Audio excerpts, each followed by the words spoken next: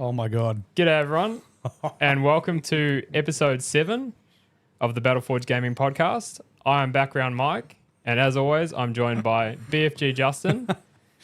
G'day, guys. And today, our first returning guest, Aleks. How's it going? Welcome back, Aleks. This is a Merry Christmas, Happy Holidays special episode. Obviously. How's everyone doing? You had a good couple of weeks, Justin? Work was real busy the last couple of weeks of work, but hobby's been good. Hobby's been good. As people would know on the live streams, they've seen me struggling with my repulsor, painting all the grav pads, but I did get there eventually. And in terms of tutorials, last week I finished the Death Watch. The Ultimate Guide? Yep, the audio as well, which is really, really cool. That means we've got sort of two Ultimate Guides in the works I'm excited about. Yeah. And started the White Scar. So I'll do some more work on the White Scar tomorrow, which will be Sunday. Chip away at that one, and you know we'll have 3 Ultimate Guides in the works, which is Locked fantastic. and loaded. It's gonna be really good for YouTube. Really for the good. new year. Yep. Yep. Definitely.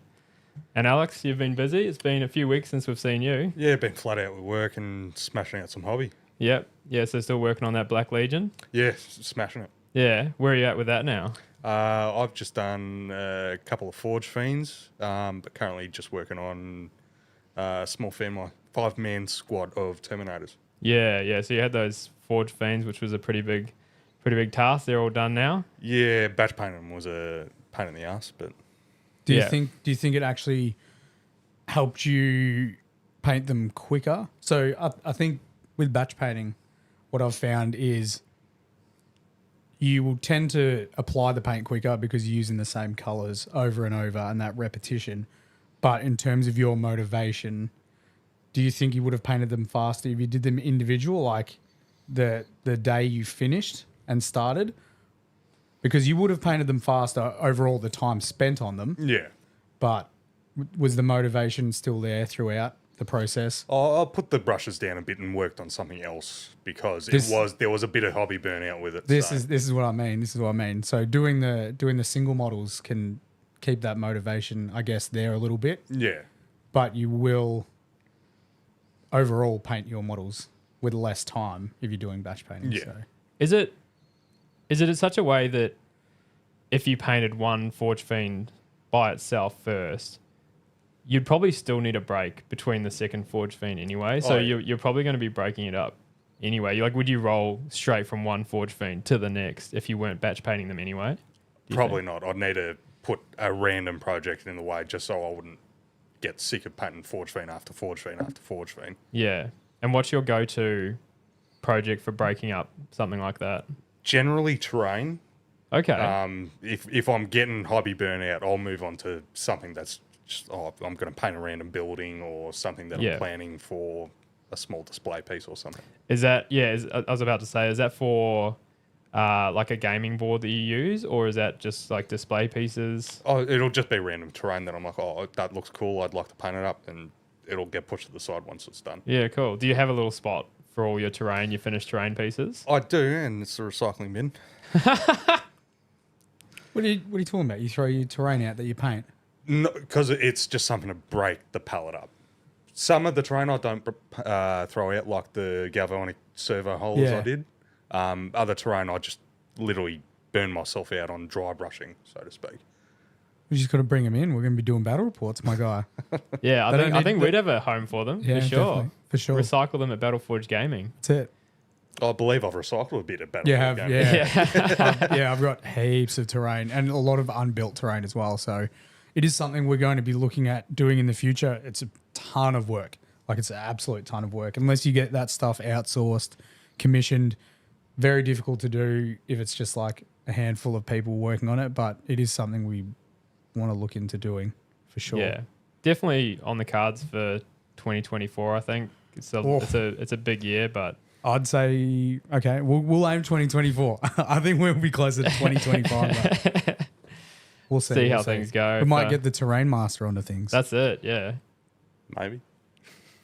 We'll just, every time he's struggling with a project, we'll be like, oh, mate, just take a break. Do some terrain, you know?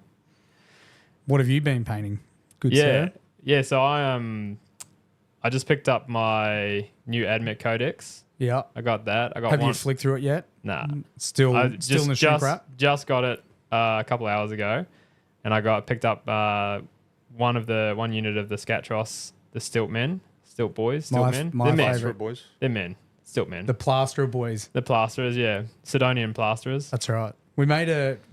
Mike made a reel or a little meme of that, and it didn't take off as well as we were hoping. Oh. Yeah. I loved it. I thought it was really good. I think I'm the only one that thought it was the best thing ever. I'm like, this is so good. But yeah, so I've got that sitting at home now, and that's gonna be very hard to focus on my Necromunda when I've got a fair bit of Admech waiting in the wings. So who knows where that'll go for me. I think I'll finish what I've got with the Necromunda, and then I'm probably just going to roll straight into the Admech at this point because it just looks too fun. Very, very keen. Cool. So we've got some photos of Alex's work because we did speak about it last time on the previous podcast with him, and we're like, you need to be uploading stuff on Instagram, and he hasn't. So I took some photos of his work, and I think it'd be good to show the people that are on YouTube, or I think you can view it on Spotify Yeah, so as well. Spotify have a video capability as well now. But yeah, I think this is going to be fun because we can kind of elaborate a bit more on your origin story with the hobby. We can show, we've got his first army here that we can show a bit of his first painting when, how old were you when you started the Ultramarines? Oh, I would have been 18, 19, maybe 20. But you painted stuff before the Ultramarines, or was the Ultramarines the first? No, Ultramarines was the first, like, fully worked on force that I did. Yeah. But yeah, for those watching across the platforms, we've got a photo of one of Alex's first. I can see it now. We've got a big Ultramarines. screen over here. Yeah. That's why you might see us looking over this side of the I guess the camera. It's because we've got a screen we can look at now. So Yeah. So we can see the comments from the good people watching at home as well. And yeah, that's one of your very first models, would Yeah, you say? so that would have been one of the first maybe 3 tactical squads I painted up. Yeah. Which I admittedly only did one highlight on everything, which I'd... Tut. I still think when you're first getting in the hobby, one highlight is a very good way to go about it because you can focus on the single highlight, make it better, and then move on from there. Like, it's very difficult to jump straight into 2 edge highlights. If you can't do one clean edge highlight from the start, it's going to be very hard to do 2. So you might as well just focus on that one, make it super clean, and then move on from that point. So I don't think there's anything wrong with doing a single edge highlight for your first army. And you went with the classic super dark blue Ultramarine, like I guess the 90s sort of Ultramarine. Yeah, Cantor Marines, more like the old Crimson Fist look. Yeah. Still very cool though. Still very cool. It was like we spoke about it on your origin story podcast where you were painting the inside of a Razorback or a Rhino. Yeah. Yeah, it was still mind blowing. And I didn't realize that was the first army you were painting. So yeah, even more impressive that. Totally. Like looking at your models, the Ultramarines, anyone would be wrapped if that's their earliest sort of models. They're some of their first army. They look awesome. They really look good. And there was volume too. Like you painted a lot of those Ultramarines. Yeah, like I walked into the shop with a full 30-man tactical squad. Yeah. Painted up. Yeah, which is pretty rare. Like, yeah, it's very impressive. Very impressive. The next army you did work on, which we didn't take a pic of, we'll just touch on it briefly, was your Admech. Yep. So you did Metallica, which is the lighter scheme where it's a Rakarth cream type of robe with a red inside. Yeah. It's basically like the shiny version, like the Pokemon shiny version of Mars. Of Mars. Totally. Yeah, pretty much. Yeah. So I should have, maybe when we have you on again, or you can start an Instagram and take some photos of your stuff. Yeah. We can show the people. But the next stuff is your current project, which is super, super impressive. And the first image I think we have was Harkin, maybe. Is it? No, that's we've got to the Kharadron Overlord. Yeah. not Carja Carcharodon. Overlords, Carcharodon, yeah. So when the Primaris Marines released, we all picked up a intercessor model. There's like 4 or 5 of us, and we all did a test model on them. And Aleks went wild and did a Carcharodon, and then started to work on a small force. Yeah. And this is your Gravis Captain. Gravis Captain. So that's Heavily converted. Yeah, he's from the what was the box set called when Primaris released? Dark Vengeance. Maybe Dark Vengeance. Yeah, he's the Gravis Captain from the Dark Vengeance box, which comes with, I believe it was a Relic Blade and just the regular Gravis Fist. Yeah. Which I then proceeded to cut up a Lightning Claw, give him Lightning Claws to try and fit in with the whole Tybris look, and gave him a Chain Axe because Chain Axes are best. Chain Axe is the best. And End of story. You did heaps of freehand with the tribal. Yeah, all over his armor. Really just experimented with trying to get the tribal style down pat with him. And yeah, just really, really got into it hard. Yeah, standard Aleks. I didn't take a photo of this model, but standard Aleks. What did you paint it? Did you paint the 5-man squad first? Yeah, I did the 5-man squad first. And then this guy, and then a repulsor. Yeah. So people are watching me paint a repulsor, like hating life at some points, which we'll touch on later. But this is where it's super impressive for me with you, is when you jump in, it doesn't matter what the project is, you dive in. And for the third sort of unit to be a repulsor is a little bit crazy, but it looked fantastic. And it sat in Games Workshop Ringwood for years.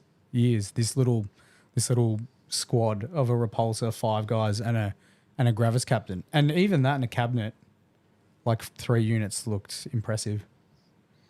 Yeah, the tribal stuff on the repulsor as well looked so nice. It's so cool that's freehand. Very cool. Now we're on Black Legion, though. The bread and butter. The bread and butter. So it is Harkin now, I think. Yep. Yeah, or there's Master of Possession as well in there. There we go, Harkin. We muted this reel, didn't we? Yeah. We muted all the reels? Surely. Just checking beforehand? No, we're safe. We're good. We're getting better. We're getting better, guys. Yeah. Cool. So is he in your ARC list at all, Harkin? Not at all. No. Still a cool model. Do you think that's something you're going to expand on? You think you're going to do like 2,000 points of your Black Legion and maybe... Have some Raptors come down. Hopefully they bring out some new Raptors because they're a little bit dated now. They're little squat boys now, unfortunately. But Harkin himself, the world claimer, is a very, very impressive model that I would someday... Well, I was going to convert one of those into a Night Lords. That'd be amazing. Chaos Lord with a relic, which I can't say on the podcast unless I say it really slow. We'll try and do it really slow. So there used to be a relic for the Night Lords, and it was dual lightning claws, and they were called the Claws of the Black Paws Hunt. Nice. Yeah. And I wanted to do a conversion with 2 lightning claws, and I think Harkin would be a really cool model for that. Real good basis for it. Yeah. Yeah, it's a pretty awesome pose, isn't it? Very aggressive. Good reel too, whoever filmed that. Yeah, good job, mate. Next up, tell us about this next model. So this is the Master of Possession. He came out with the initial release of the chumped up Chaos Marines with the release of the Venom Crawlers and all that. Is this guy on your list? No. Still not on the list. Okay. It's tough to make this list. What? The reason I asked you what the next model was is because I always forget his name. Oh, yeah. But I think for a long time, it was almost over a year, they didn't have that model available separate. So the only way you could get it was through the whole box. So people, and he was a very strong model. Like he synergized well with a lot of demon engines. Yeah. So he was difficult to get hold of. I actually gave one to one of my friends, and he gave me a model back. So we're even. But Very hard model to get hold of at certain stages. Why isn't he in your list? No room. Well, we have got something that's in your list. Yep. And these are some recently finished projects of mine. Finished as of 4 hours, 5 hours. 5 hours ago. Did you just finish them today? Yeah, finished painting on the black lining on the rim. So this is a Forge Fiend that you've been working on since the last Yes, last podcast. podcast. Yeah. Yeah, I've played against these things. They chunk. They are terrifying on the tabletop, especially when there's 3 of them and they're all armed with those ectoplasma cannons. They remove anything and everything. Their profile is such a good profile. Strength 10. Yep, strength 10. -3. D3 damage. D3 damage. D3 shots apiece. Yep. With blast. So when you shoot at a 5-man squad, 1 extra hit. When you shoot at a 10-man squad, It's, 2 extra hits. yeah. Something along those yeah. lines. Something along those lines. Either way, if they shoot at a blob, they destroy the blob. If they shoot at elite units, they destroy the elite units. And the strength 10 is strong enough that it'll wound dreadnoughts on 4s, like a lot of vehicles on 4s or 3s. So they are a very, very good unit in the Chaos Codex. And I'm only just going off base sort of data sheets.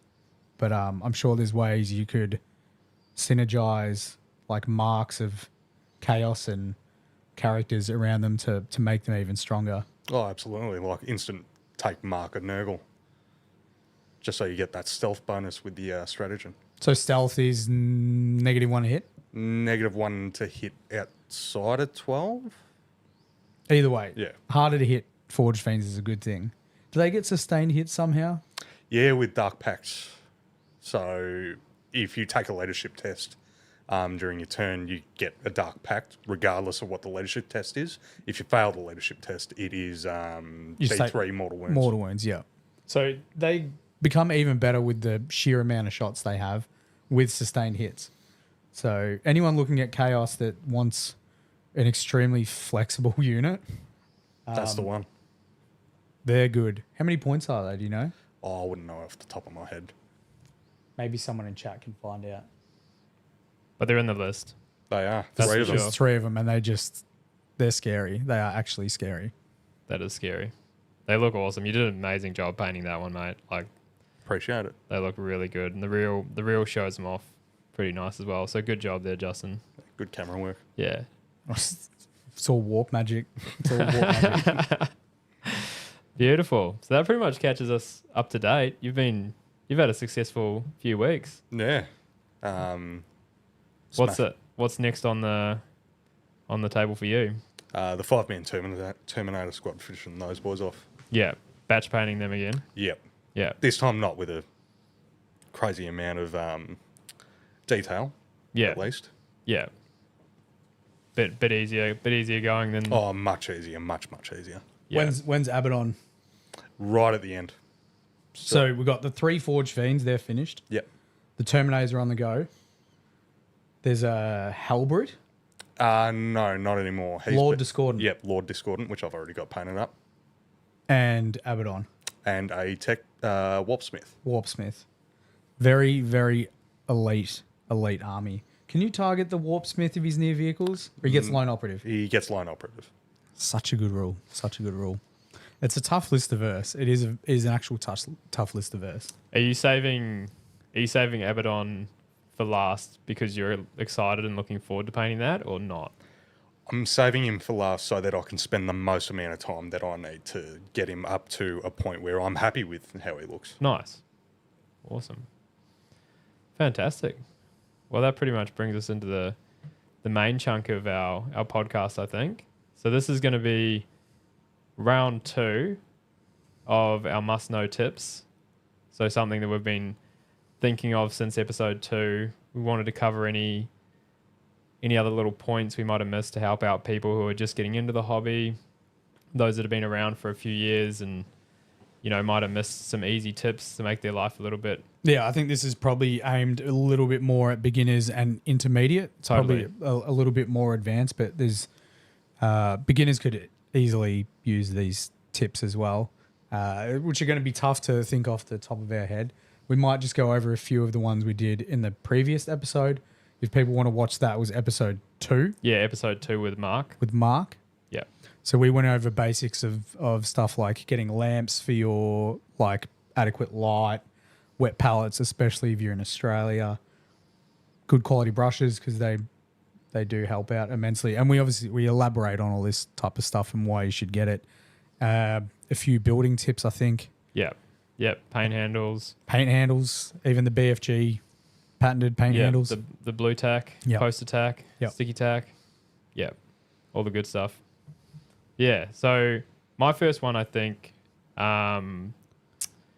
was going to start off with edge highlighting, because that's sort of a little bit more, not so much beginner. I mean, people start out edge highlighting for sure, but I think it's a fantastic thing for people to try when they first start, because it can be a very intimidating prospect.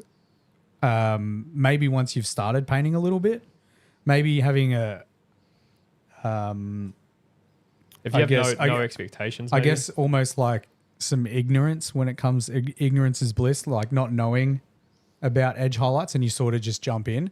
Whereas people that have been in the hobby for a little bit and have only done like the basics and start seeing people do edge highlights online can be a little bit intimidated by it. Yeah, especially if you've only just started off with, the basics, not edge highlighting, for example. Whereas for me, like I'm definitely under the ignorance is bliss category, because I rolled up to paint with you and you're like, okay, we'll base it, and then straight into starting highlighting. And because I've seen your work, and that was I was in a bubble per se of just only knowing your style of work. I just expected that, okay, that's the next process. I just start highlighting. So I didn't have any preconception as to how much effort it was going to be or anything like this. I just like, yep, okay, that's what I do now. Yeah, there was no fear. No fear or anxiety around it at all, because I didn't know. Yeah. Well, I think with the edge highlights comes another tip, and we'll continue on with the edge highlights, but I think another good tip is having confidence in yourself as a painter, because often people will have a fear of failure to the point where they won't even begin. And it's hard to try and get people to overcome that. But it really is something to just, you got to remember, you're using paint. You can fix stuff up, right? So like with edge highlights, for example, there's a lot of people that the heavy metal painters, the guys that you see on Instagram, will just say the 1% painters, the ones that sort of get fed towards you, and people are like, hey, everyone paints like that. The highlight reel. Yeah, not everyone paints like that. But those, like, we tidy up edge highlights all the time. And that's how you get a consistent edge highlight, is because you go back and you fix that primary edge highlight, you fix that secondary edge highlight. You just use the previous colors to tidy up your edge highlights to the point where it just looks like it's a nice straight line that you painted in one go, which you did not do in one go at all. Yeah. Well, like totally, people would see your work and you'd be the same, Alex. Like they would see your work and they'd just be like, oh, must be nice to be able to just go around the edges with a perfectly straight line every time. But that's totally not the situation. Like you may get some straight lines, but you definitely go back and touch up anything that's a bit wobbly or a bit thick. If people that watch your live stream, they see it all the time. You're like, oh, that's a bit thick on that one. I'll go back and tidy that up. And then there's sometimes where you have the opposite, where you're like, a lot of these tips are all going to be pushed together as well, which we might at the end just give like a little rundown of like a number system. But sometimes you want to go with that paint to completion type of mentality, where an example was I've been painting my grav pads recently for the repulsor, and I zoomed in really close, and there's some edges that aren't perfectly square. They're not all even, but you do get a cheerleader effect eventually when you finish everything on the tank, and there's a couple of edge highlights that aren't the same thickness as all the other edge highlights, you don't see them. Unless, of course, you're painting a golden demon, which is a different type of painting altogether. Golden demon are all the most elite painters in the world painting a specific style of heavy metal to the point where basically everyone is a winner. It's the person who makes the least amount of mistakes Yeah. that generally wins. Like that's how close that is. Yeah. It's the best of the best. Yeah. Yeah. Whereas if you're painting a tabletop army, try and get good at doing your edge highlights, but don't always be so caught up like, this needs to be perfect. Which again goes back to having that confidence to paint or not even beginning your painting because you're like, I want to be perfect. But you're never going to be perfect unless you put that effort in. And you have to, everyone starts somewhere. Like no one's first edge highlight was great. You just have to start and then you'll get better over time. Like Alex, did you just start with your first models that you ever painted? Did you start with edge highlighting or was that something you found later? Well, I had a brilliant system of YouTube videos Yeah. that I'd go to and be like, how to paint a Space Marine. And just search that up, watch Duncan Rhodes as a really good... People don't need to watch Duncan Rhodes anymore. There's plenty of those over on the Battleforge Gaming. Duncan's great. Yeah. So you went, especially with like the Ultramarine army. Yeah. You just how to paint Ultramarines on YouTube. And through many videos, there's edge highlighting. Yeah. So everyone's talking about it. Why not give it a go? Yeah. Yeah. So would you say you were almost in a bubble like me? You just sort of, that was the expectation and you're like, oh, okay, we just edge highlight. Yeah, we do this now. Yeah. Cool. That's all right. How'd your first edge highlight go? Not great. When I look back on it now, definitely really chunky. Yeah. Or inconsistent. Yeah, really patchy as well. Yeah. I bet looking back though, do you still have that model? Oh, the first model I painted? Yeah. I couldn't tell you which one was the first. Yeah. It's one of the blue boys. Yeah. Yeah, nice.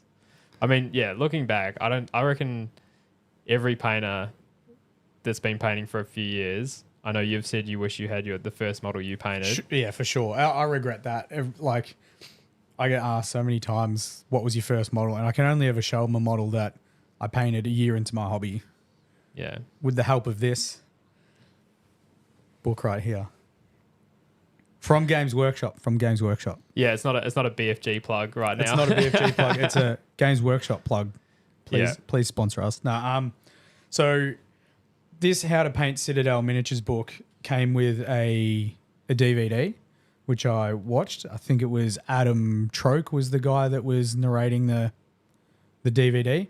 But my first model that I did a edge highlight on was a Dark Angel, and I followed the actual guide in here. People are going to struggle to see the pics, but it basically told people to do 2 edge highlights from the start, and you would do a full warpstone edge highlight and then follow up with a moot green edge highlight, so the super bright green edge highlight, and only hit the edges of the model, which I did. I followed this to a T.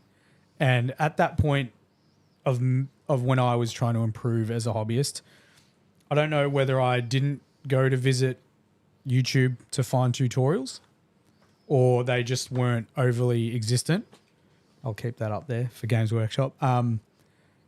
But this was extremely helpful, like very, very helpful. And they touch on multiple points.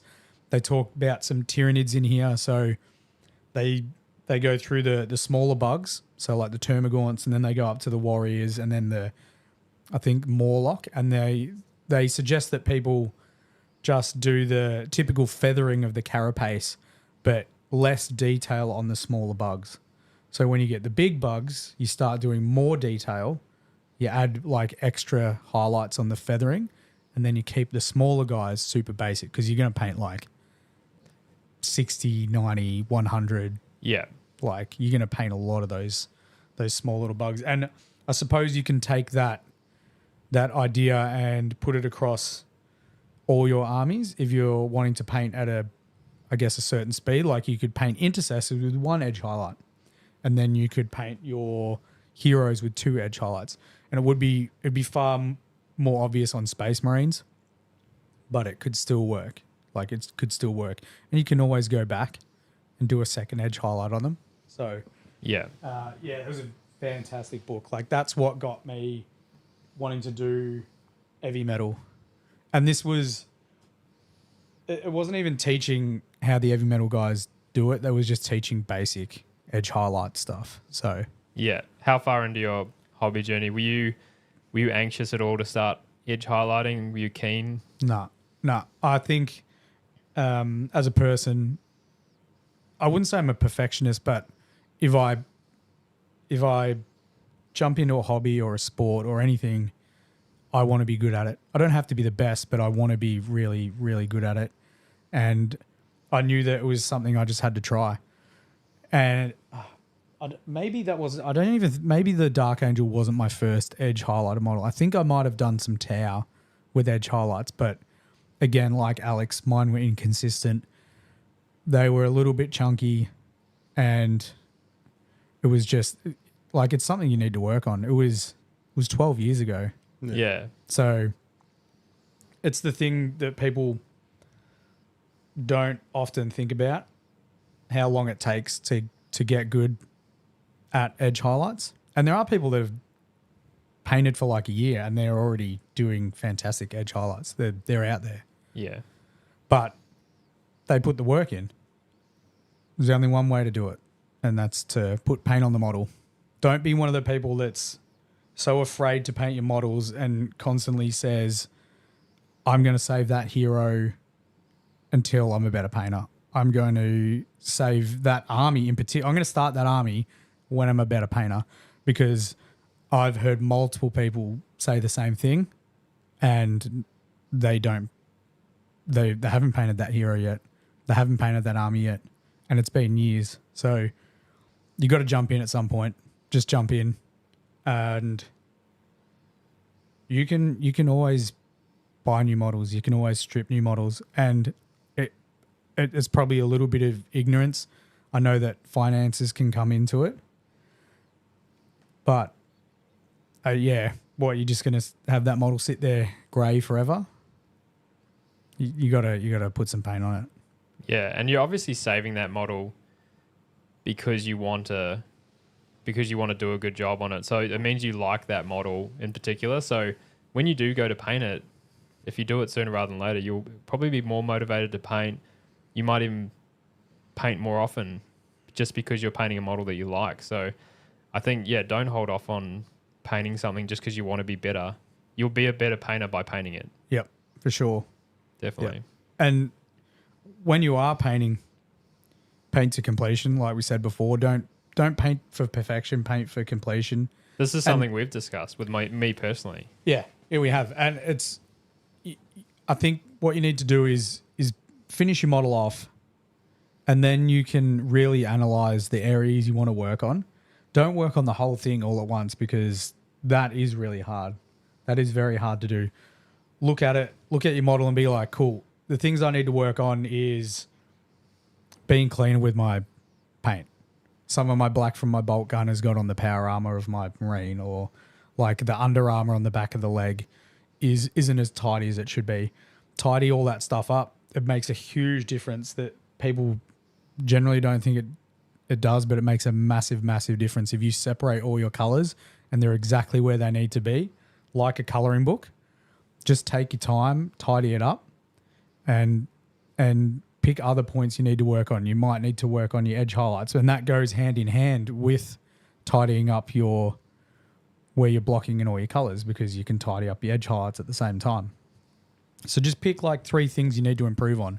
Do that on the next model. That's why battle line models are really good. Intercessors. You've got a pack of 10 of them. Start on one. Paint that thing all the way through. Doing the best you can. Look at it. And then make your mind up what you want to improve on the next one. And then try that. And then move on to the next one and try and improve that one.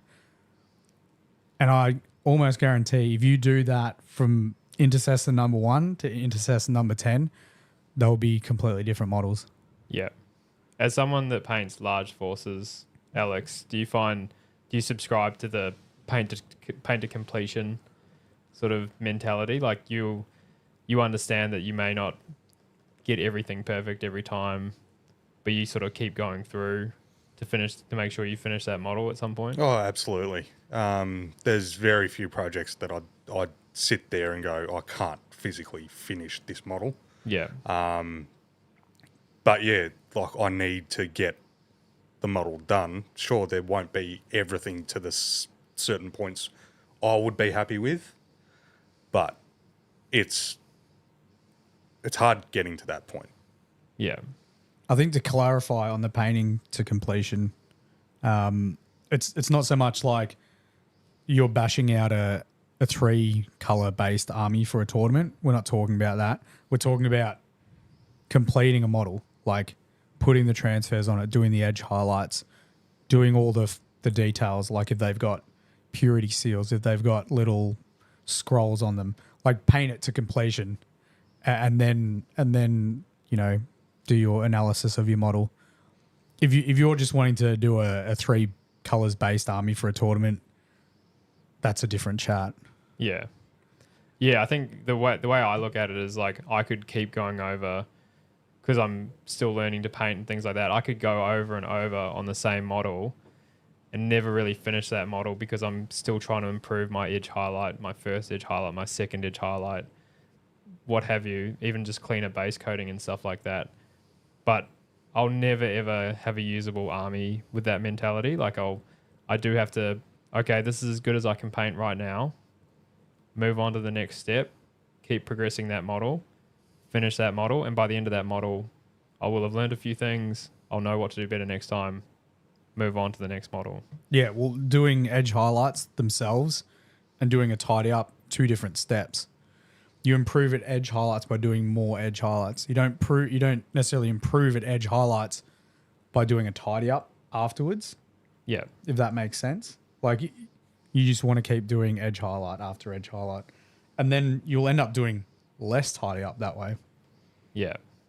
Yeah, the more time you spend edge highlighting, the better you're going to get. So Correct. yeah, which we've touched on it a bit now.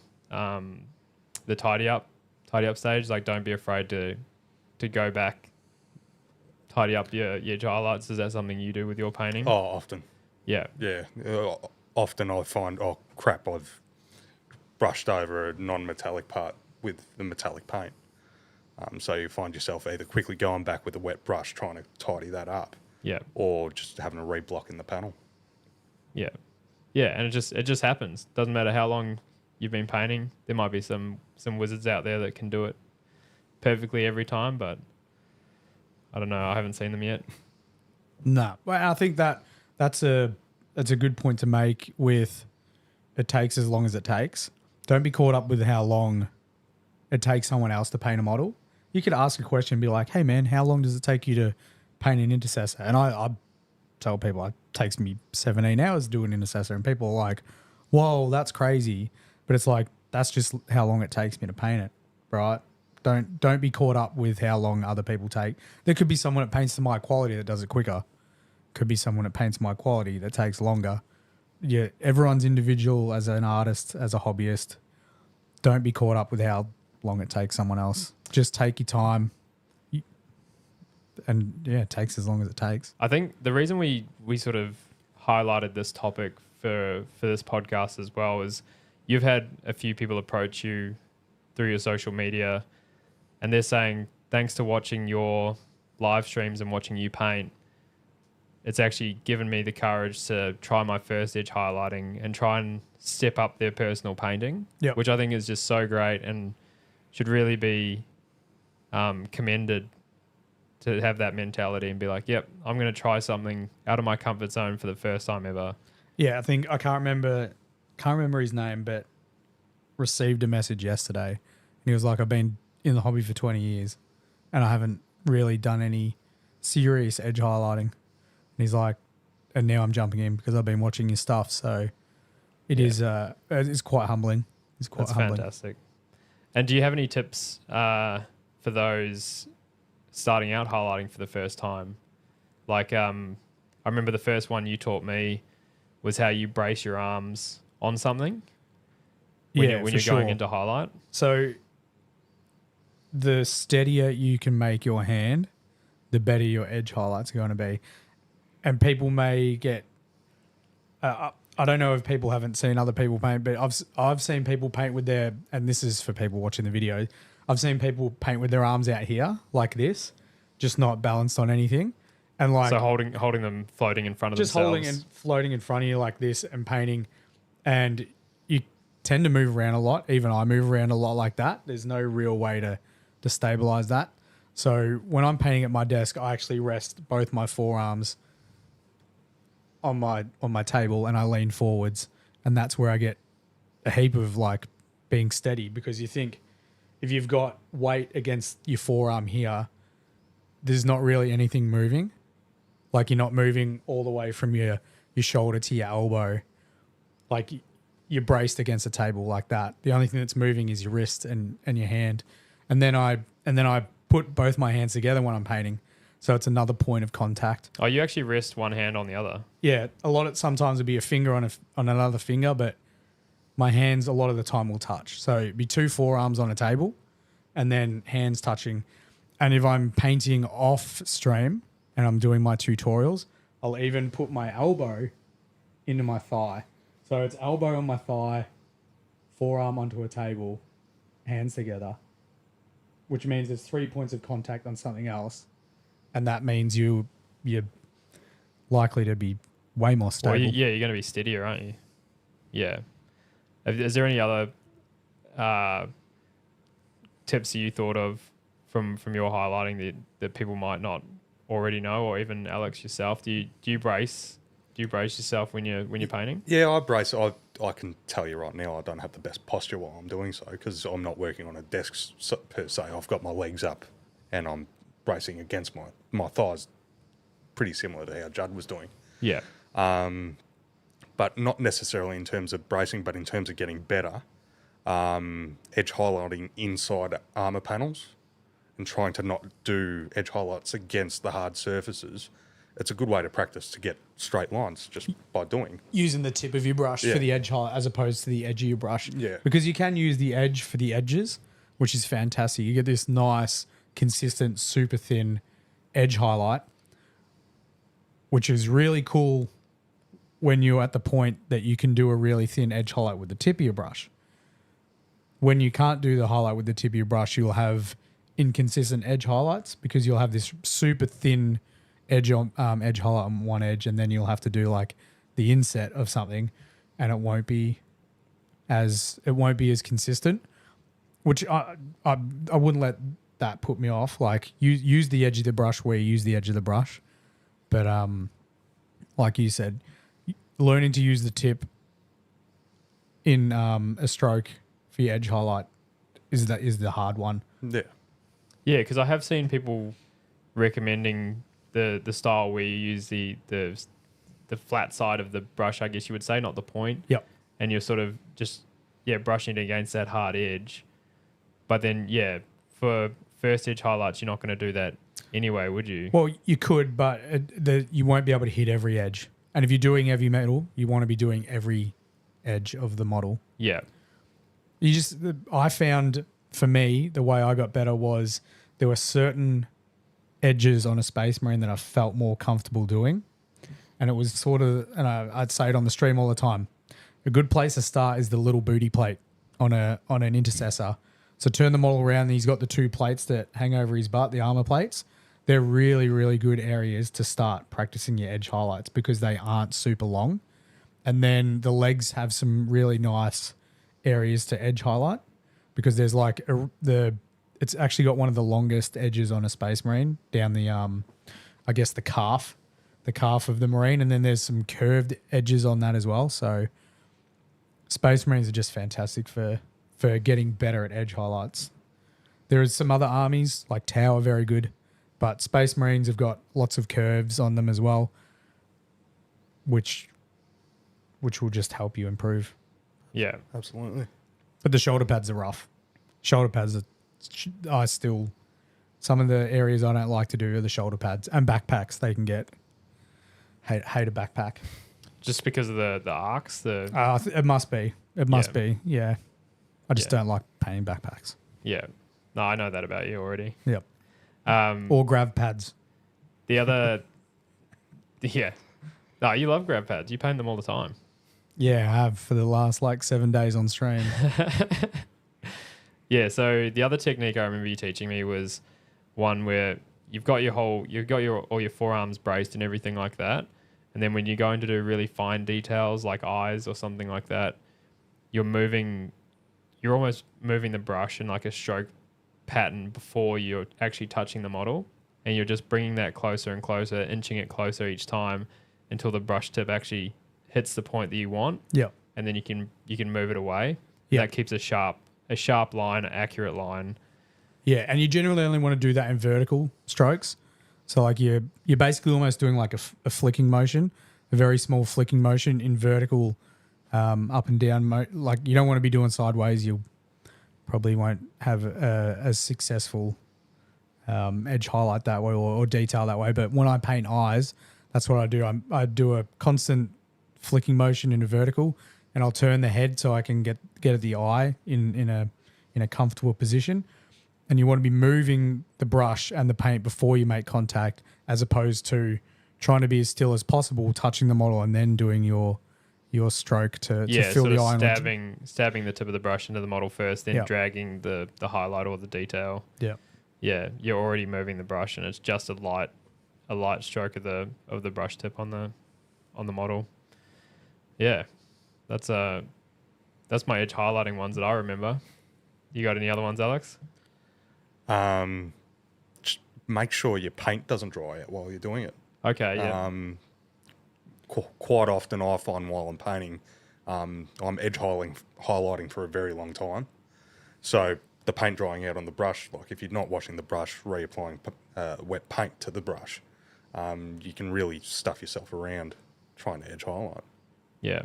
How much paint would you say are you putting it for edge highlighting? Are you putting what you'd consider like a tiny amount of paint on the tip of the brush?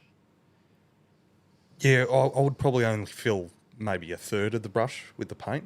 Yeah. Is the best way to really put it. And just constantly reapplying, rewashing the paint off the brush, just so that you're not trying to move dry paint. Yeah. Yeah. Do you use... Which is difficult in summer, especially in Australia. It is something I've found probably in the last 3 days, the weather's getting a bit warmer and the paint is drying out quicker on my brush. So I am naturally cleaning it out and reloading my brush more often. Yeah. Yeah, because when I've been doing like a second edge highlight, I've noticed that I'm getting only a tiny amount of paint on there, but on the warmer nights, it's dries so quickly. Like it becomes very challenging to keep that paint usable. Yeah, and you use even more paint too.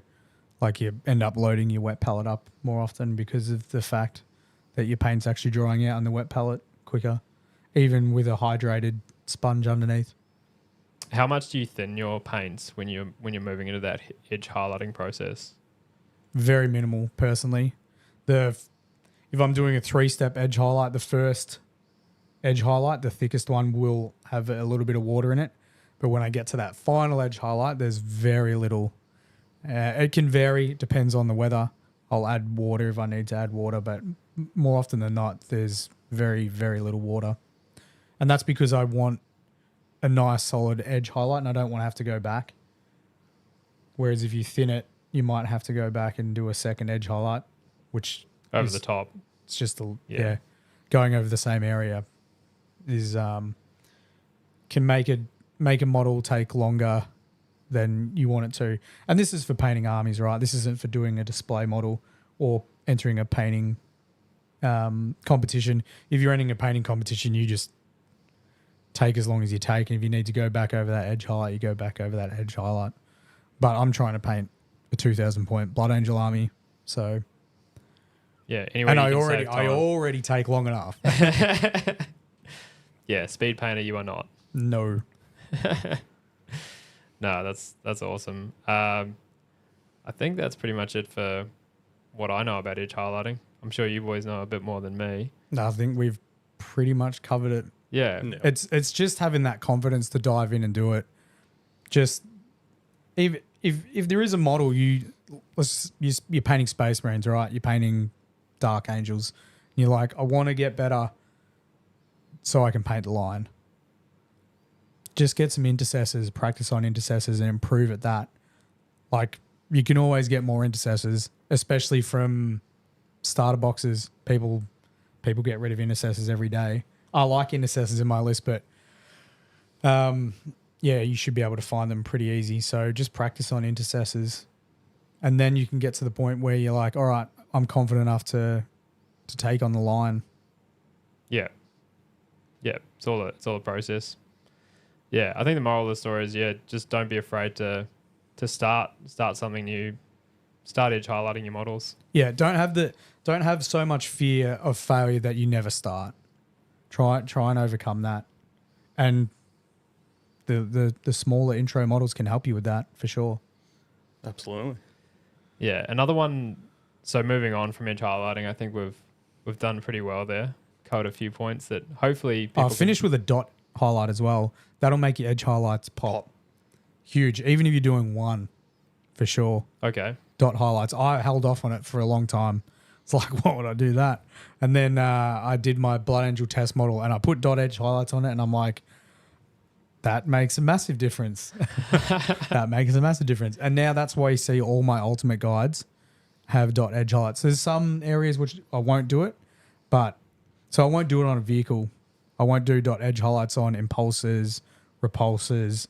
The Stormhawk I didn't do dots on, but a Dreadnought, because he's sort of like this walker and he's got some character to him, I did dot edge highlights on him. Is there a reason for that you avoid doing them on the bigger vehicles? They've just got so many. They just take ages. And I don't think it makes that much of a difference on a vehicle. Yeah. Personally. Yeah, if I was to do it on an impulsor, it's just, it's a lot of time. A lot of time that I could be spending on painting other stuff. Yeah. And it's also why I don't paint the bottom of my tanks, the grav tanks, because you can't see the bottom. And people are always, there's going to be forever and a day I'll have messages of people being like, oh, the bottom of that impulse is not painted. I'm like, yeah, I don't care. I've got two of them painted because I didn't paint the bottom of two of them. What about the interiors of rhinos and things like that? I'll leave that to Aleks. Paint them. For me, with interiors in particular, it was because I know it's there. I know I'm going to be changing out the top hatch of a Rhino for a Razorback. You know, people are going to be like, oh, hang on, you painted the inside. Or you want to drop the ramp, so you know, thematically, you're going to put a couple of tactical Marines hanging around it as if they're charging out. Yeah. I mean, it makes for fantastic photos. Yeah. Yeah. No, it's very, very immersive, that, when you got the interiors of things painted. It's a bit Toy Soldiers, where you're sitting at home with your little plastic soldiers. Yeah. Running through scenarios. Yeah. The next tip that we're going to move on to, we probably missed it with the first one, but it's priming your model. Yep. Now, for me, especially when I started, I was so excited. I just slapped paint straight on. No thought of primer. Didn't know what a primer was, probably, to be honest. But how important is it to prime your models? The most important. Yeah. The most important. I think Games Workshop stores have gotten better now. They potentially never used to ask that question. And I think it got to the point where they didn't ask that question so much now that whenever you walk into a Games Workshop store and buy something, you'll often, I think people will be familiar with this, the person that's working behind the counter will ask if you've got Chaos Black or Primer or Glue, because they might have a few years ago been doing that, selling a box and just being like, that happy little kid just walked out with a box and you didn't have any primer, and then you had a bunch of models that had paint that would just fall off when you touched it. So priming is 100% necessary. It's made to, it's it's an actual specialty paint that's made to bond to plastic, so your paint can bond to the paint. Because the Games Workshop, well, I don't think it's a Games Workshop, I think it's most hobby paints aren't designed to stick to plastic. So, And you can prime in multiple different ways. You can do the zenithal priming that the Horus Heresy guys use. There's some guys I see on TikTok that are using some zenithal stuff and doing some really, really cool work. You could mix it with heavy metal if you wanted to, and you could have some fantastic looking models. But I personally like to, because we've touched on it many times, I take so long to paint. I need to find a starting point for my army that is going to mean it's less work. So for my Blood Angels, it's Mephiston Red for a starting point. For my Aldari that I'm doing, I could start with Caliban Green, but I want a really deep green. So I start with Chaos Black. And I think that can work with multiple armies. It's picking a primer that is going to make the majority of your army easy to paint. So if you're painting Imperial Fists and you're not doing the, I guess there's a way to prime your models with a pink to make a really cool yellow. But if you're wanting to do heavy metal, a really good starting point would be Wraithbone, because it's a nice yellowy cream color that you can easily paint over with Uriel yellow. So that's yeah. Personally, if you're doing heavy metal army the way I like to paint, if you're wanting to do what I do on my streams, find a primer that is going to work the best. It's going to mean the least amount of work for your army. Yeah, and by least amount of work, you mean it. It's easy to cover with whatever you're going over the top of. Yeah, for Marines, it's pretty easy because you're like, I'm doing Ultramarines, cool, I get a blue primer. I'm doing Blood Angels, I get the red. I'm doing Dark Angels, I get the green. That's pretty easy. When you're doing stuff like Tyranids, and a lot of the time Tyranids will have a contrasting paint scheme, so the carapace will contrast greatly against the body of the Tyranid. So Leviathan has the cream base, and then their carapace is like a purpley black. So you need to work out what's going to be more difficult to paint. Is it going to be harder to prime it in black and then paint a cream body over the top, or is it going to be harder to paint a black shell or carapace over the cream body? And for me, when I did my tutorial, and anyone else that's tried to put any light colors over dark colors, it's starting with the light color for your primer. So that's why I started with Wraithbone in that. It may have been Wraithbone, or it could have been Greyseer. One of the two, and then layered up the black on the shell, because it would have just been absolute torture going the reverse. So that's something to think about. And I think it's probably a good rule of thumb, if you've got two real contrasting areas on your model, it's going to be easier to paint the dark over the light than the reverse. Yeah. And if you're painting Gene Steel Occult, I don't know, I can't help you. They've just got so many colours on them. Maybe standard mech. Yeah, something neutral. Yeah. With your first models, Alex, did you know to prime them? So I didn't have any idea on the priming of the models. My first introduction was with a little pot of Imperial Armor primer. Yeah, the one you could brush on. Yeah. Yeah. At which point someone told me, I can't remember who, you put this on your model first, it's going to make it easier for the paint to stay on. You're not going to have to do two real juicy coats to get a solid base. Yeah. Before that, like the first model I tried to paint, I think it was die cast. So that was it. That would have been even worse. Yeah. So if I didn't put primer on it, the paint would just flake off just for the sake of it being die cast. Yeah. So that's where it really went, okay, you just prime everything and it's going to be easier to do from there. Yeah. Nice. It's good you learned that early. Definitely don't apply a primer with a pot though. No, I think that's a thing of the past now. That was sort of something that Games Workshop had around in the 90s. Now you're basically just getting rattle cans, and heaps of people are doing airbrush primers because it's even thinner than your rattle can. So yeah. Well, and that's probably a good point to touch on with priming. Like we know with our work, because we do a bit of painting and things like that through our work, the priming coat is really just a dusting.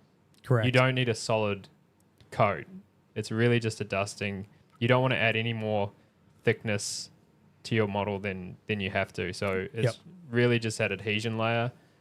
You don't want to get it. You don't want to get a thick coat on there because it'll take away the detail. You'll lose all the detail. Yeah. So don't, if you're painting Blood Angels as an example, you got Mephiston red and you spray your model, you don't need that Mephiston red to be 100% solid coverage over the whole model. Unless, of course, you don't plan on using any paint, like pot paint after that. If you're not going up, like I recommend whenever you're painting, we'll just say your Black Legion, you prime them in Chaos Black. Yep. And then you paint them with Abaddon Black. Absolutely. And the reason behind that, which is another good tip, is because you're doing edge highlights, you need to do a tidy up step. Or if you need to do a tidy up step, you can't do a tidy up with the primer because you can't match that black. And Abaddon Black to Chaos Black is different. Mephiston Red primer to Mephiston Red pot is different. They're all different. So I would say that prime your model and then base coat it with the pot paint because you can tidy it up. Yeah. So get that dusting on there. Like you don't want to be super light. Doesn't need to be like ridiculously light, but spray your model from the 30 centimeter distance they recommend. And if there's a part of it that's still a little bit grey, but you can still see paint on top of it, that dusting, you're still good. You're good to go. You're good to go. Yeah. And you're going to varnish it anyway. Yes. Oh, he's teed it up for me as well. How's that for a segue? That's pretty good. So the next thing we're talking about is varnishing. So this is another thing that I missed my first time around in the hobby. Varnishing serves a great purpose. It gets you the sheen finish you want. So whether you want your model to have a bit of a shine to it, or pretty much everything you paint now is a matte finish. Yeah, I love. We're going to get sponsored by them. We've got to hit them up. But I love the Tamiya TS80 flat clear finish. And it's specifically that finish though. It's because there's multiple different flats or mattes out there. There's a Green Stuff World Max Matte that is very, very matte, but the TS80 is the one I specifically like. And I'm not sure if Games Workshop are up to the point where they recommend people use varnishes or not. They've got their own varnishes. They are horrid. We just tried to get a sponsorship from Games Workshop, but your varnishes are trash. Yeah. They're so bad to the point where I use them on my knights that are down here with the little Christmas hats. I use them on the smaller ones, so they're not as a flatter finish, but it was a very inconsistent varnish to the point where if it was the wrong weather, the wrong temperature, you sprayed a little bit too much, it would go cloudy. And I had it destroy one of my models completely. I painted a kill team for Iron Hands and I finished a complete model and sprayed it and it just went cloudy to the point where I had to strip it and restart the whole model, which, you know, when you're 17, 20 hours into a single kill team model, that is extremely demotivating to the point where I'm so lucky I actually found Tamiya TS80 because if I didn't and I destroyed another model, I think I would have given the hobby up. Yeah. I think it would have destroyed my motivation to the point where I would have been like, I'm not doing this anymore. And like, it's probably a little bit small-minded because there were varnishes out there. For whatever reason, I had my blinkers on when it came to Games Workshop stuff. And I'm like, this is the only way I can do it.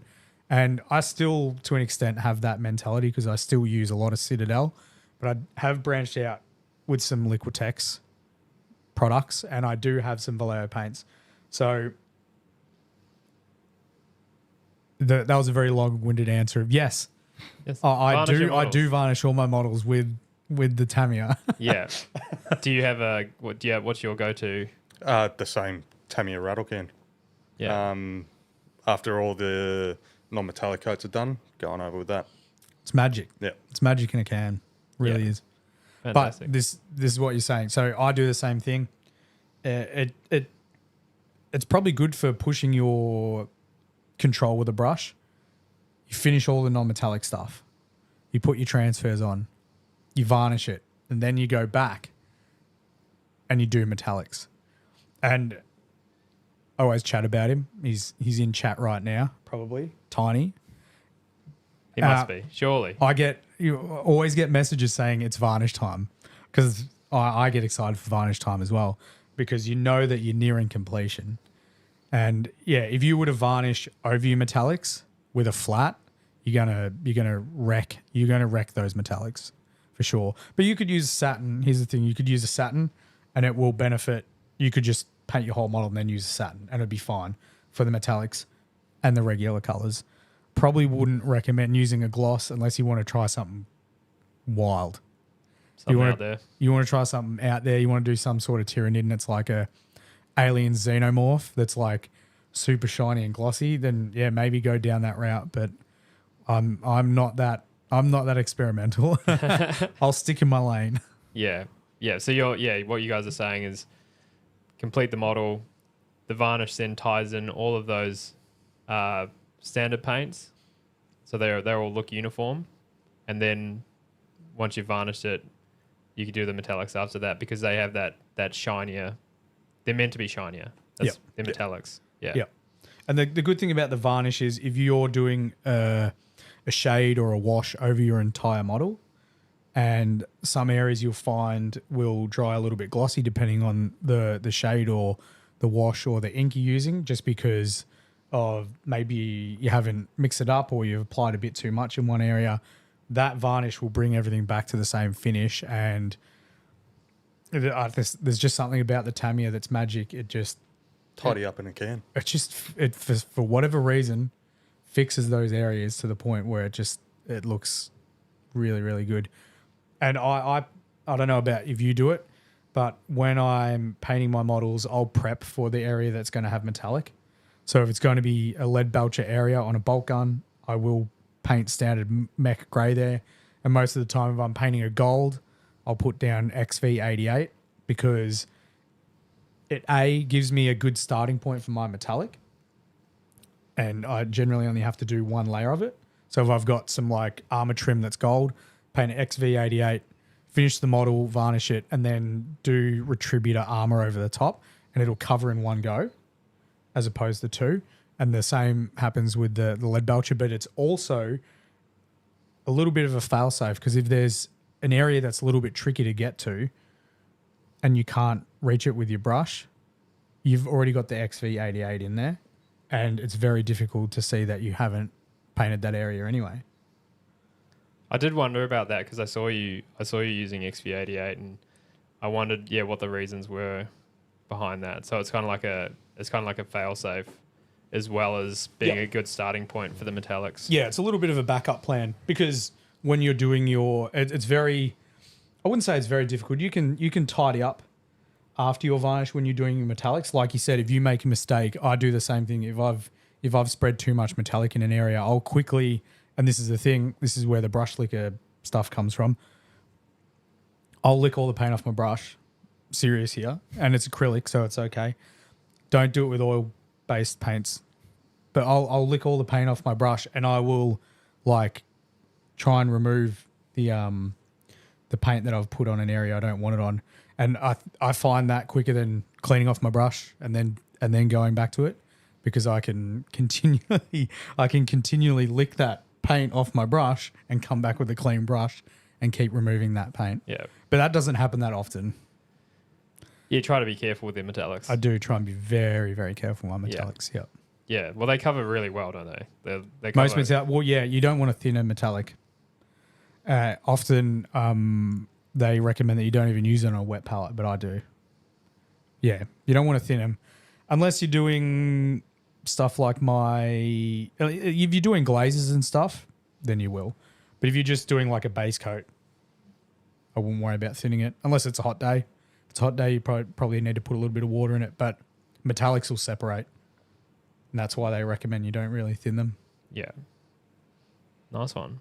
They're probably worth mentioning. We touched on it in episode 2 with Mark. The the separate water pot for the metallics while we're touching on that now.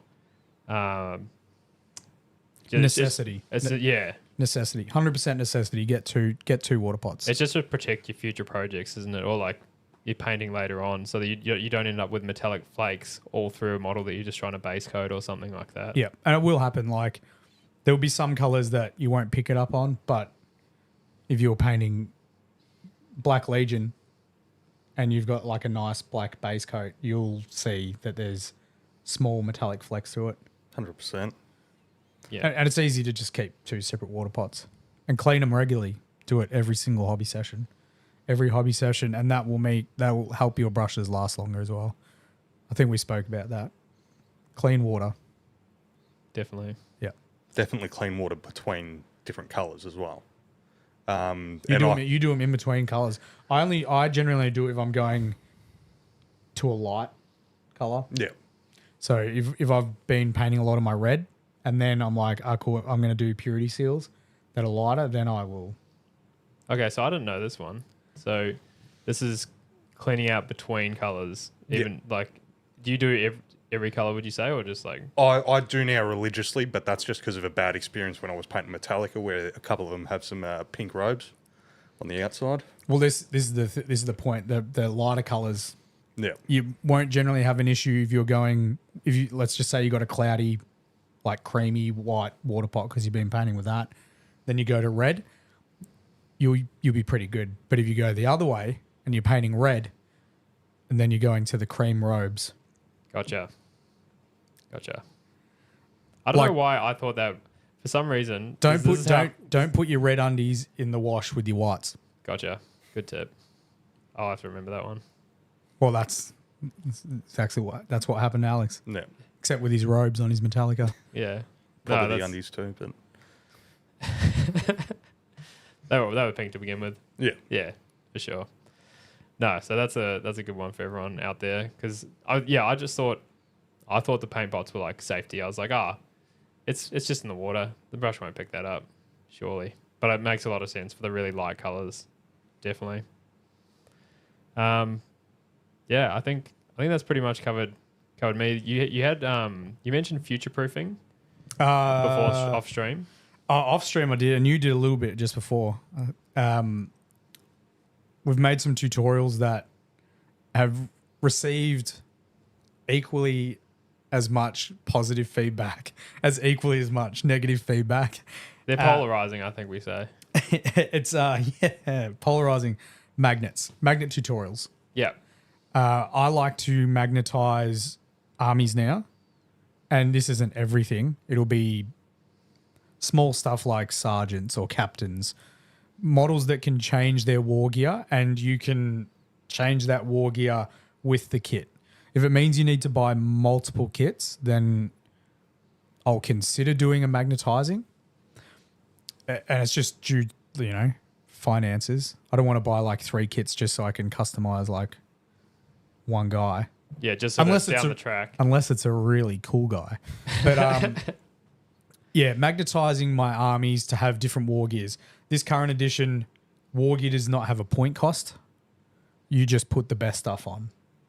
It just makes sense. Like your captain can have a plasma pistol, a bolt pistol, or a hand flamer. Why would you ever pick a bolt pistol over a plasma pistol when you don't need to pay the points for it? You won't. But in saying that, previous editions, you paid for your war gear.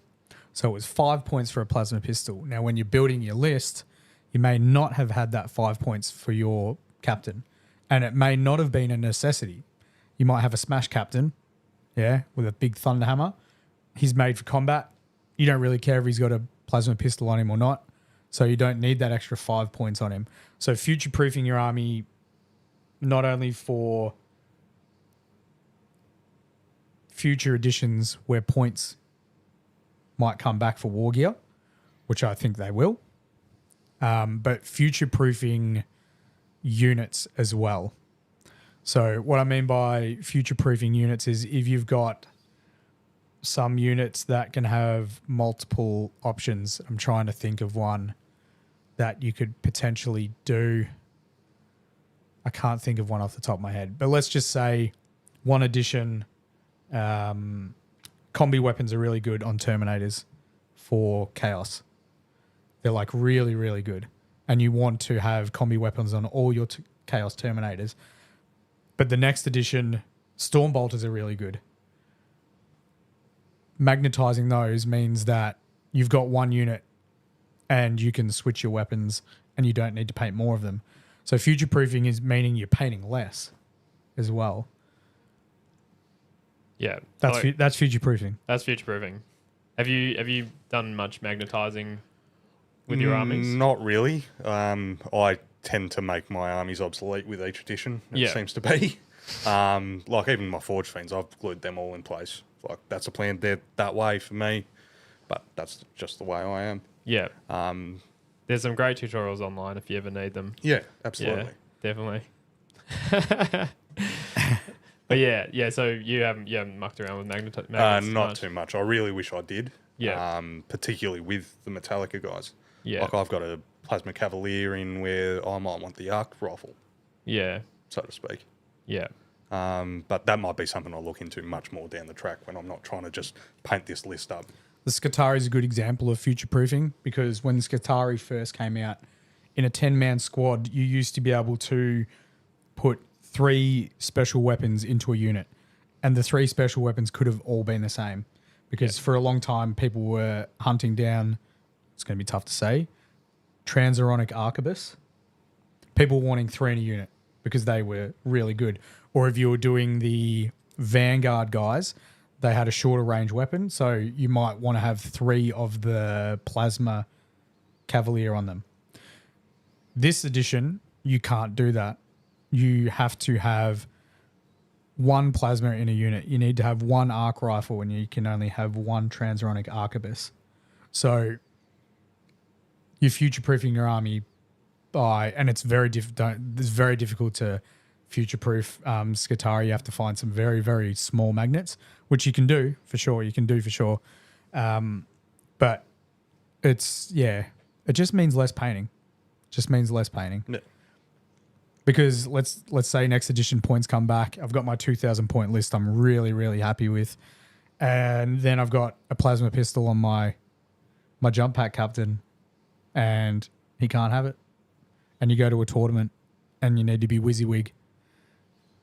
Oh, I'm going to have to paint another captain, aren't I? Or somehow remove an arm that I've glued on. Yeah. But I don't need to do that because my Smash captain is magnetized.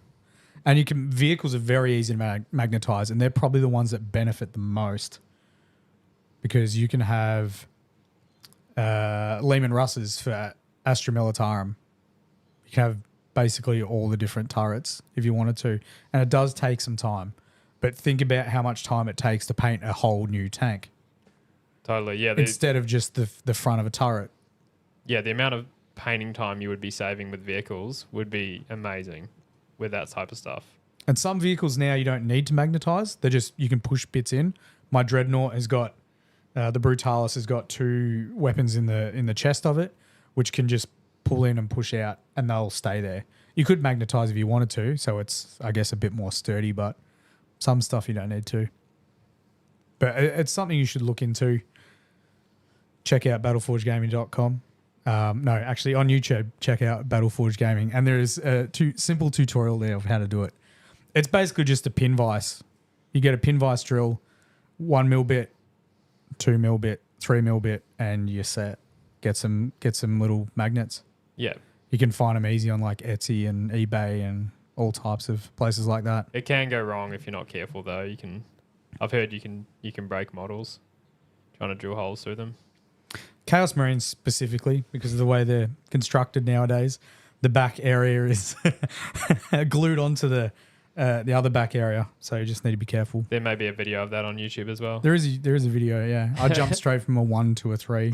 Yeah. And embrace corn. Yeah. Yeah. Did a little bit of mischief. The people loved it. They loved watching you fail. It's good. Hey, there's no such thing as bad content. No, that's right. I mean, there is. There definitely is. Oh, I mean, there is. Nah. But yeah, so I think that's pretty much nailed it for me with the tips for round 2. Is there anything you've got that you wish you knew before you started? Like anything that stood out? Someone could have just tapped you on the shoulder and be like, Alex, do this. One would definitely be how to do transfers. Yeah. Okay. Like I wasn't ever shown how to do transfers, so I would always go out, get the upgrade sprues for Ultramarines as an example. Like instead of getting a transfer, which is nice and easy now in hindsight. Tell you what, it's easier to do a transfer than it is to paint an embossed shoulder pad, for sure. Yeah. Like some of the fancy shoulder pads look really good. I love a transfer. And the ones that come out now are just fantastic. Absolutely. Like they've got like really sort of ornate ones coming out. And fingers crossed, Blood Angels get one. I think they will because the Black Templar got one. So if Dark Angels, because I think the Dark Angels are the next Space Marine Codex coming out, if they get some cool upgrade kits and cool transfers, then for sure everyone else is getting them in terms of Space Marines. I don't care about other chapters. I don't care about other armies. Just Space Marines. Yeah.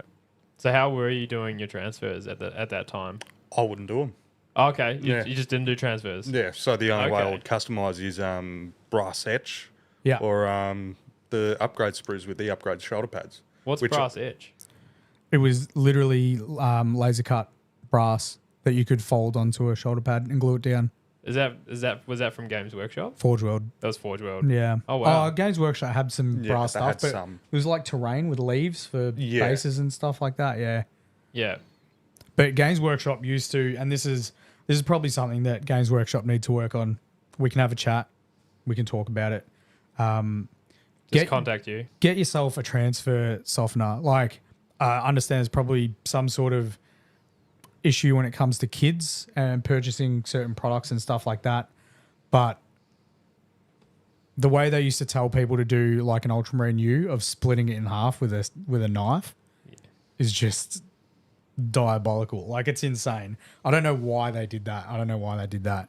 Get yourself a decal softener. Microsol, Green Stuff World make a decal softener. Vallejo make one. Someone comes in chat often and says you can do a 50-50 mix of white vinegar and water and it'll do the same thing. Oh, wow. If you're going to try that, take caution because I'm not sure. I haven't done it myself. Yeah. Don't send you an angry message if it doesn't Don't work. send me an angry message if it doesn't work. But people have said it does. So And when you weren't doing the transfers, was that because you were concerned about doing them or you just didn't know about them? That was, I suppose, my afraid step. Like Yeah. with where you guys were touching on edge highlighting. I wouldn't touch transfers because I didn't know what the hell I was doing. But I think the fear was justified because I didn't know about Microsol either. And I would apply transfers and they would get these little creases through them. And I'd be like, spending all this time on this model to make it look really good. Then I'm applying this transfer and it's got creases through it. What is going on? Yeah. But I'm glad I discovered Microsol. I think it actually might have been through the man himself, the god of Horus Heresy, Raptor Imperialis, that I saw using it. So Yeah, he's got a few tricks up his sleeve. just a couple. He's a wizard. Yeah, one of those wizards we were talking about earlier. Yeah. Yeah, so Microsol, for those that don't know, that's something you apply to the transfer first prior to trying to place it on the model. Well, there's multiple ways to do it. There's you can paint the area with Microset, which as far as I know is just a gloss clear, which a glossy clear area is really good for transfers to bond to. And then It's a high energy surface, I guess. it is a high energy surface. People are going to be like, what the hell are you guys talking about? And it's a work thing. The Insider Sign Nation jokes. Yeah. Oh, we're dropping names now. I should have so- said sign writing jokes. So Microsol, it softens the decal and helps remove the clear around the edge of it, as well as get it to contour to the edges. So it's really good for Space Marine shoulder pads. The Imperial Knights here, The checkers on this guy down here are transfers. Like, it's insane.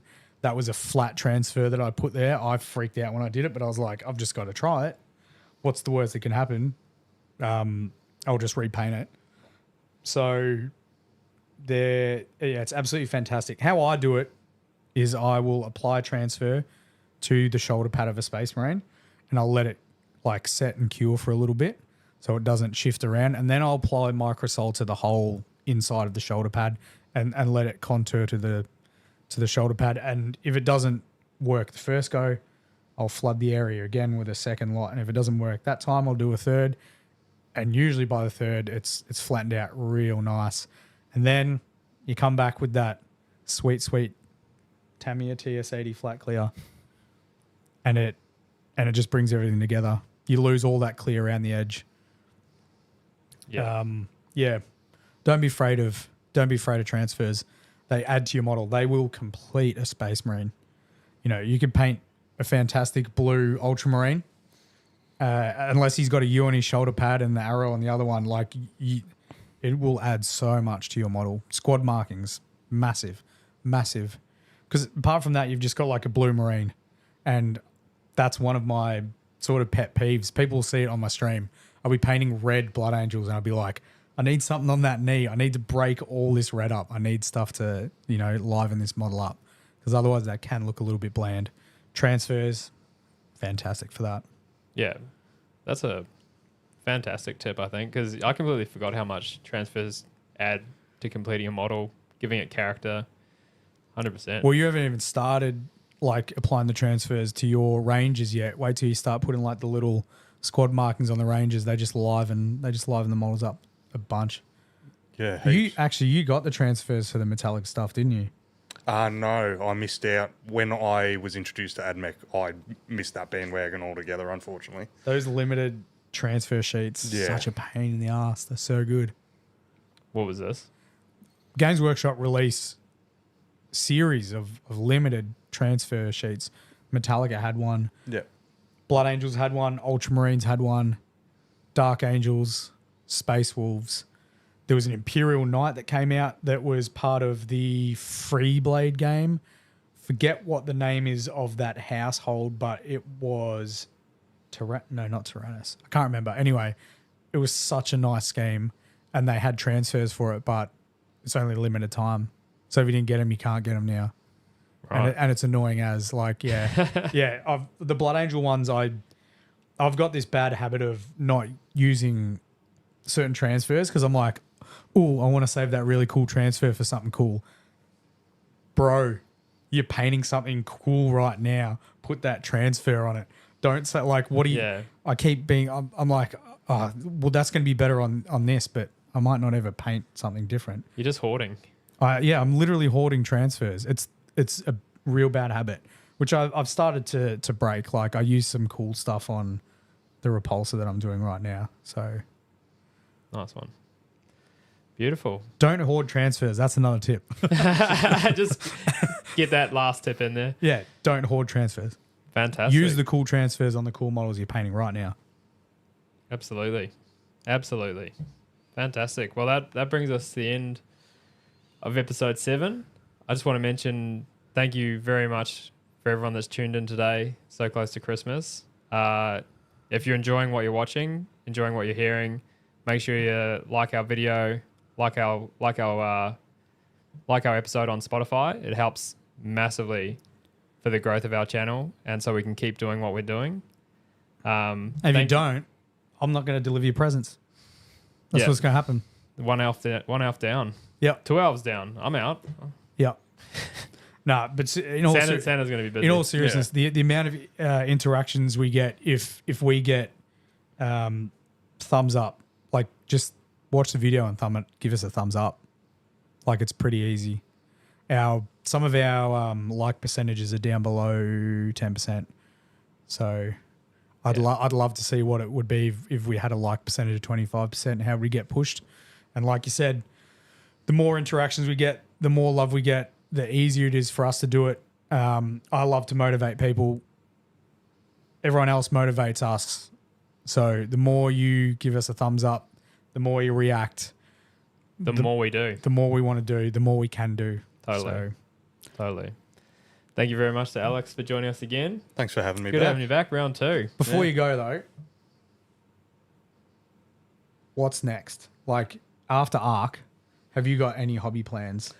Are you going to paint up 2,000 points to be on a Battleforge Gaming battle report? We need to work out a better name than that. That's a mouthful. BFGBR. Oh my God. Is that something you do? I could expand on the Black Legion, but I've had a bit of a rekindling on some Shark Boys. Are you going to do some? I think I'm going to finish that force. Oof. With the new Terminators in particular. The new Termies look sick. Do you know what? Forge World just released some images of some apothecaries for the Horus Heresy. And I believe they're fine cast. I'm not sure if they're plastic, but they're rescaled. So they haven't got them short limbs. One of the apothecaries is a Mark V. Now, I know that the Kakarodons love their Mark V. Is that something you would look at potentially doing instead of using intercessors? Would you use Mark V stuff if Horus Heresy came out with boxes of it? I've definitely got a couple of boxes of some Mark V jump packs as well. Nice. Love to hear it. It's the correct answer. How good. How good. When are we going to see some AdMech? I guess I'll pretty soon, I think. I think I'm going to start cracking into that stuff very shortly. Finish some Rangers first. Is that the plan? Straight into Rangers, yeah. I think so. They're my favourites. So I think I'll just jump straight into them. And Rumor has it there could be a Forge World Mars Ultimate Guide in the works. Yeah. And this has come about because Mike has asked me to write down a recipe list, and I was like, well, I might as well just paint it while I write the recipe list. So yeah, I've got some time off for the next 2.5 weeks, and I'm finishing off a White Scar Ultimate Guide. And who knows, if I get super motivated, there might be a few Ultimate Guides for Mike to edit. I thought I was pushing enough to sneak the AdMech Mars tutorial in between the White Scars and the Death Watch, but I obviously wasn't pushy enough. I should have pushed harder on that. Well, the White Scar's past 50% now, so yeah, that'd be cool. Personally, I mean, I might be one of the few, but I'm hanging for an ultimate guide on AdMech. I think I'd find that pretty helpful. The AdMech players are few and far between, but I think that's a good thing. Personally, I think it's really good having an army that not many people play is really cool for yourself because you can feel like it's a little bit snowflakey. You can feel a little bit unique because there's not many people out there playing them, and there's also the fact that people don't know what they're playing against. So this podcast has been a massive advocate for AdMech. We've got two AdMech players right now. The flesh is weak, guys. Hey, I painted some Riser. Come on. Oh, 3. Yeah, everyone. Nah, fantastic. We'll see plenty of AdMech popping up left, right, and centre now. Yeah. I mean, I've got so many projects. I'd love to do some AdMech, but just got so much on. Nah. No, you got to pick your battles. That's it. You got to pick your battles for sure. But yeah, that brings us to the end of episode 7. Merry Christmas and Happy Holidays to everyone from us here at Battleforge Gaming, and we'll see you in 2 weeks' time for episode 8. We've already got a guest, and we've got a guest locked in as well. I think we've got 3 guests in a row already planned out. So organised. Yep. Look at us go. Thank you so much, guys, and we'll see you next time. See you guys. See ya. See ya.